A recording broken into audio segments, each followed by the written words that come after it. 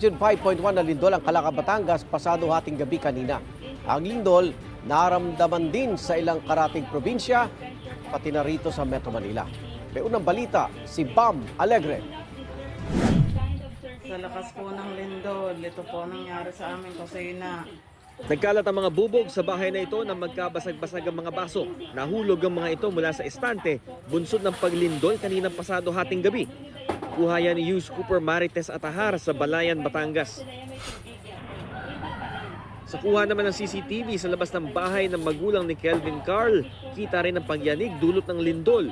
Ayon sa Philippine Institute of Volcanology and Seismology, naitala malapit sa Calaca ang epicenter ng magnitude 5.1 na lindol pasado hating gabi kanina.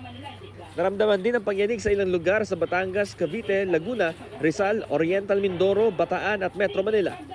Kabilang sa mga naapektuhan ang magkakaibigang sina Jack Teru at Jenny Marasigan na kumakain sa Pasay noon. Nakatingin ako nun sa cellphone ko and then parang medyo nahihilo ako during that time. Parang kang tinutulak. Habang nag-uusap-usap kami, napansin ko na parang sabi ko, parang may gumagalaw. Sabi ko, parang may something ah. Sabi ko, hindi siya normal. Na parang dinuduyan-duyan ka.